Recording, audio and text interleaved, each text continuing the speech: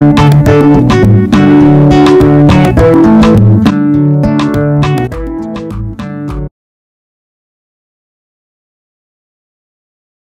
les amis. Généralement dans nos pays, lorsqu'on a un gouvernement, vous avez une opposition qui, au lieu de faire des efforts d'abord pour construire, nous on fait déjà des efforts pour remplacer ceux qui sont au gouvernement. Mais ceux qui n'ont pas d'ambition de pouvoir vont alors observer. De telle année à telle année, on a eu un gouvernement. De telle année à telle année, un autre gouvernement. Mais qu'est-ce qui change avec tous ces gouvernements-là? Est-ce que le gouvernement qui arrive fait forcément mieux que celui qui est parti? Et parfois même celui qui arrive, il arrive les poings liés. Il trouve un pays en dessous du niveau zéro. Et le temps de relever, les autres se pressent déjà, il faut qu'ils s'en aillent. Et nous n'avançons pas. Un autre viendra, ok, pendant qu'il est là, au lieu de faire des efforts pour dire construisons, eh bien nous faisons aussi des efforts pour dire comment les dégager. Et de nouveau, c'est le pouvoir. Et les résultats sont toujours difficiles à évaluer. Il m'est arrivé de réfléchir vraiment en profondeur et me poser la question de savoir qu'est-ce qui fait que nous pataugeons à ce point. Les raisons peuvent être multiples. Je pense que nous, les Africains, nous avions notre société traditionnelle, nous avions notre culture, nous avions nos civilisations. Mais tout ça a été bouleversé par la colonisation, qui nous a imposé un autre modèle économique. Et ce modèle économique qu'on nous a imposé, je pense qu'il a des contraintes que nous n'avons pas forcément maîtrisées. Je vais vous raconter une histoire. C'est une histoire qui s'est passée il y a quelques décennies au Congo. Un homme qui était un réfugié, il quitte une province vers une autre province, et cet homme n'a pas de quoi manger, et il va voler dans le champ de quelqu'un. On l'attrape, on l'amène au tribunal chez un chef coutumier, on demande au voleur de se présenter.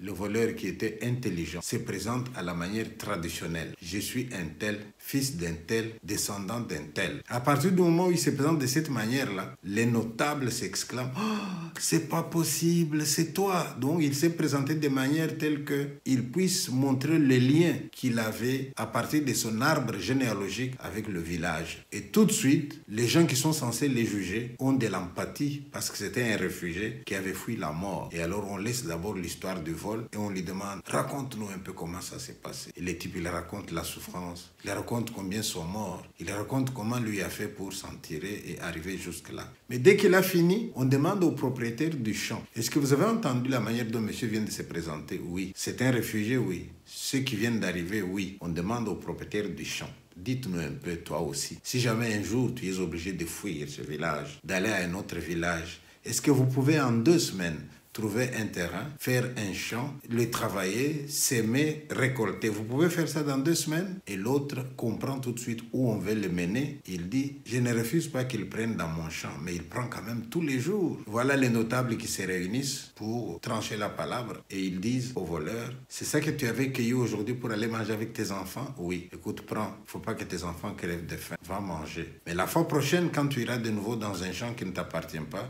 eh bien, ne va pas toujours chez le même. Aujourd'hui, tu prends ici, le lendemain tu prends chez un autre, le lendemain tu prends chez un autre. Mais en même temps, tu vas chez tel notable qui va t'indiquer aussi un endroit pour que tu puisses cultiver toi aussi. On va te donner un terrain, tu puisses cultiver toi aussi. Mais vous voyez, dans cette logique-là, les gens se sont dit, on ne va quand même pas le laisser crever. Donc notre culture permet qu'un type qui est en difficulté puisse trouver une certaine solidarité. Ça, c'est en Afrique. Raconter de cette manière-là, on pourrait dire, ben, on encourage le voleur. Mais voilà qu'en Occident, il y a quelque chose de similaire. Quelqu'un qui a des difficultés, quelqu'un qui a cherché du boulot qui ne trouve pas, eh bien, il y a quand même un service social qui va l'aider. Mais pour pouvoir l'aider, on va prendre dans les salaires de ceux qui travaillent 1/3 de leur salaire qu'on va mettre dans la caisse de la sécurité sociale et dans cette caisse, on va puiser pour aider ceux qui sont en difficulté. Je ne vois pas la différence. Mais la différence, c'est peut-être au niveau de l'organisation. Si les Européens peuvent se permettre cette solidarité-là, eh bien, tout est contrôlé. On sait qui est qui, on sait qu'est-ce qu'il fait, on sait depuis combien de temps il est là.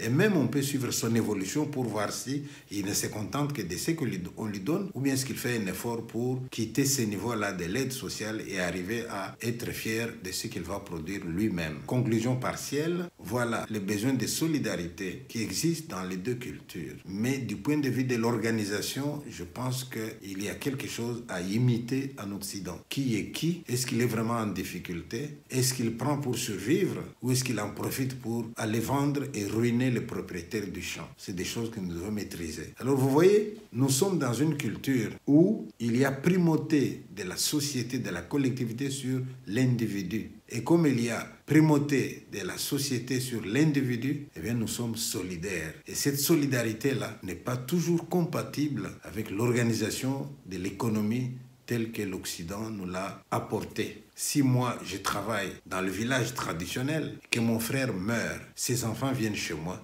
il n'y a pas de problème. Nous allons avec eux au champ. Je travaille, ils travaillent. Mais maintenant, quand les choses changent, on n'est plus société agricole. Maintenant, on est à Kinshasa, je travaille quelque part. On peut être avocat, on peut être psy, on peut être prof. Bien, vous n'avez qu'une maison avec 2 pièces. Les jours où votre frère meurt au village et que les 8 enfants de votre frère viennent tout de suite dans votre maison, eh bien là, il y a un problème. Alors qu'en Occident, les maisons pour orphelins, ça existe. Les familles d'accueil, ça existe. Et l'État prend en charge ces enfants-là. Alors que chez nous, non. Voilà comment la différence entre l'Europe et l'Afrique, où nous sommes dans une économie que nous voulons organiser de la même manière, mais la réponse aux questions qui vont se poser dans notre vie, eh bien, nous ne les avons pas parce qu'on n'est plus dans la tradition. Ça, c'est une première chose que je voudrais dire. Sur le plan psychologique, je ne pense pas être le seul. La plupart d'entre nous se plaignent. Vous avez une famille, un arbre généalogique. Et dans cet arbre généalogique, vous avez des gens qui vont émerger. Appelons-les des étoiles qui brillent. Vous allez voir que cette étoile qui brille est connue de tous les membres de la famille, même élargie. On les connaît, on les fréquente, on lui demande. À ce moment-là, son collègue qui, lui, est d'une autre culture, par exemple dans la culture européenne, avec son salaire, il va faire un certain nombre de choses. Mais lui, à cause de tous les gens qu'il va avoir autour de lui, qui vont le tirer vers le bas, eh bien, il va difficilement avancer. Voilà un problème qui est de notre culture, qui nous différencie de l'Occident. Jusque-là, ça va encore, c'est la solidarité. Mais ce qui est grave, c'est que dans notre culture à nous, à partir du moment où on a quelques étoiles qui brillent, on dirait qu'ils vont anesthésier les autres qui ne brillent pas, qui vont vivre en se disant « Mais tiens, j'ai mon frère qui est ministre, j'ai mon frère qui est gouverneur, j'ai mon frère. » Donc, l'ascension d'un individu fait qu'il doit monter avec tout le monde. Quand vous essayez de monter avec tout le monde, ce n'est pas possible. Alors à ce moment-là, est-ce que ce n'est pas ça qui va générer parfois les détournements de fonds parce qu'on a tellement de gens à supporter? Du point de vue de l'éducation, vous savez que l'éducation, on peut la définir de 2 manières. Développer l'individu pour lui-même, ça c'est l'individualisme des Occidentaux, ou développer l'individu en fonction du rôle qu'il aura à jouer dans la société. Ça c'est ce qui se passe en Afrique.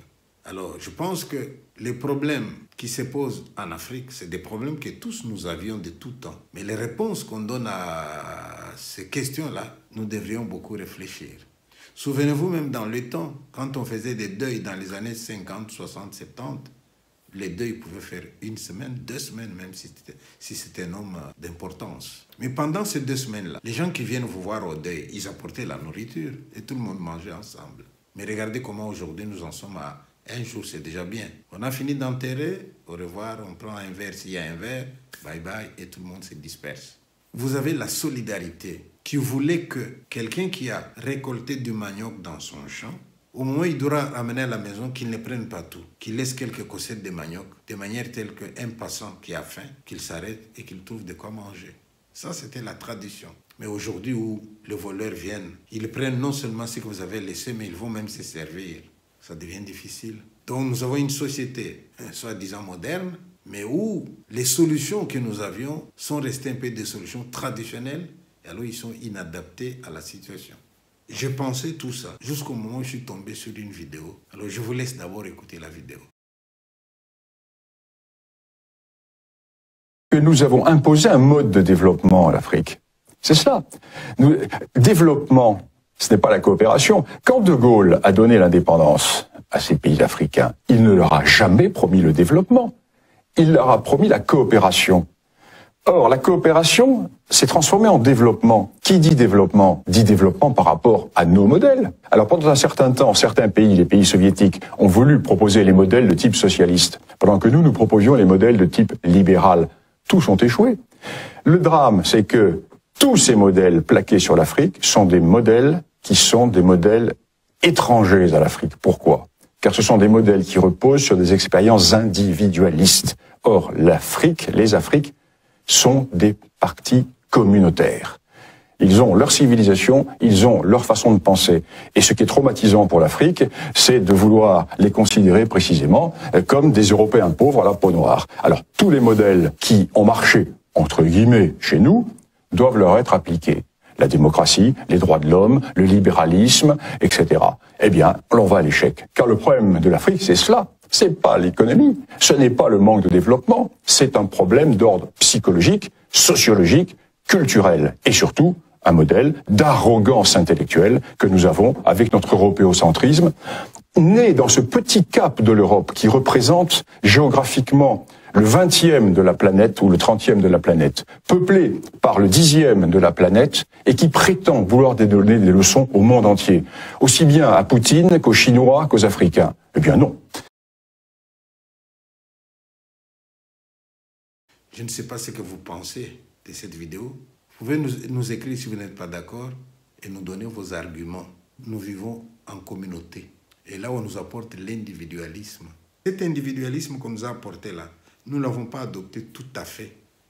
En Europe, les Congolais ou les Africains qui travaillent, je ne sais même pas s'ils consomment la moitié de ce qu'ils gagnent. Quand on va voir Western Union, Money Trans, etc., voir à quel rythme on perfuse l'Afrique, eh bien, les gars qui viennent travailler ici, il est un peu esclave de toute la famille qui est restée là-bas. Mais alors, à ce moment-là, je me dis, en faisant ça, il est solidaire, d'accord, mais en même temps, il se tue lui-même et il sacrifie ses propres enfants. Et là-dessus, je me demande si les Européens, eux, n'ont pas trouvé la solution. Parce qu'eux, ils vont prendre carrément un tiers des salaires à ceux qui travaillent. Cet argent, on met dans une caisse de la sécurité sociale et cette caisse vient au secours de ceux qui sont en difficulté. Mais cela demande une organisation dont nous ne sommes pas encore capables. Il faut recenser tout le monde. Il faut savoir où habite chacun. Il faut savoir qu'est-ce qu'il fait. Il faut savoir l'argent qu'on lui donne. Est-ce que c'est un profiteur ou bien c'est quelqu'un qui est vraiment dans le besoin. Et même plus, il faut savoir est-ce qu'il fait aussi des efforts pour s'aider lui-même ou bien si c'est complet dans l'assistanat. Mais toutes ces questions, on ne peut y répondre que lorsque le pays est organisé. Conclusion. Ce que monsieur dit là, ça mérite réflexion. J'attends que vous me donniez votre point de vue, mais je suis en train de me dire, moi, que nous devrions éduquer nos enfants de manière à en faire des responsables. Imaginez que vous avez 5 enfants et chacun des enfants a fini ses études et il a un travail. Il est indépendant d'abord vis-à-vis de ses frères et sœurs. Ça sera déjà un pas. À ce moment-là, il va travailler, l'autre travaille. S'il est en difficulté, il peut lui donner un coup de main parce que c'est son frère. Mais avoir des sociétés où les gens semblent anesthésiés dès qu'il y en a un qui a émergé, et même celui qui a émergé, là, on va le tirer par les pattes, la politique des crabes, là, qui vous fait redescendre dans le panier au lieu d'en sortir. Je pense qu'il y a quelque chose à voir là-dedans. Donnez-nous vos idées. Merci beaucoup. Ciao.